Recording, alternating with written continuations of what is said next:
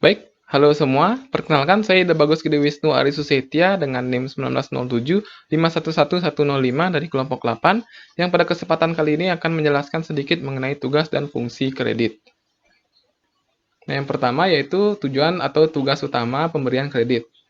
Yang nomor satu yaitu untuk mencari keuntungan. Jadi bank seperti perusahaan-perusahaan lainnya pasti akan mencari keuntungan dalam menjalankan usahanya agar menjaga kelangsungan hidup atau menjaga kesehatan dari bank tersebut. Jadi bank mendapatkan keuntungan dari pemberian bunga pinjaman yang ada pada kredit itu. Bunga pinjaman itu diibaratkan sebagai biaya jasa atau biaya administrasi yang nantinya dibebankan kepada nasabah. Jadi dengan adanya bunga pinjaman dapat membuat bank mendapatkan keuntungan. Jadi dari pemberian kredit bisa mencari keuntungan seperti itu.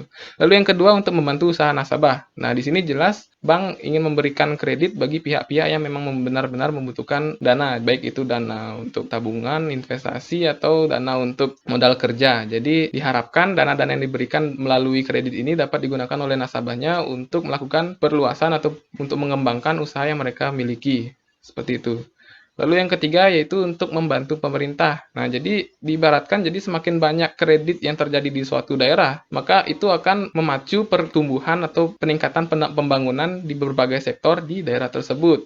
Pendapatan yang diterima oleh bank dan nasabah yang telah melakukan kredit akan meningkat misalnya pendapatannya, maka pendapatan pajak yang dibebankan kepada mereka itu kan menjadi semakin besar sehingga membantu pemerintah. Lalu jika dilihat dari segi pengangguran misalnya, maka jika nasabah-nasabah tadi telah melakukan ekspansi usaha, biasanya mereka memerlukan tenaga kerja tambahan. Jadi dengan diperlukannya tenaga kerja tambahan, maka dapat mengurangi pengangguran yang ada di suatu daerah. Seperti itu. Baik, jadi itulah 3 tujuan utama dari pemberian kredit. Lalu kita akan lanjut ke materi yang kedua tentang fungsi kredit. Baik, jadi yang pertama yaitu untuk meningkatkan daya guna uang. Jadi dana-dana yang ada di bank itu jika tidak dialirkan atau jika diedarkan melalui kredit, maka uang tersebut akan memiliki daya guna uang yang rendah. Nah, dengan adanya kredit ini, maka uang-uang tersebut dapat memiliki daya guna uang yang tinggi karena digunakan oleh orang yang memang benar-benar memerlukan uang. Lalu yang kedua itu untuk meningkatkan peredaran dan lalu lintas uang. Nah, seperti yang kita ketahui bersama, bank itu kan sebagai lembaga mediasi antara pihak yang kelebihan uang dan pihak yang kekurangan uang. Jadi, dari langkah mediasi tersebut, itu pun secara tidak langsung sudah meningkatkan peredaran uang dari yang memiliki uang ke pihak-pihak yang tidak memiliki uang. Seperti itu contohnya.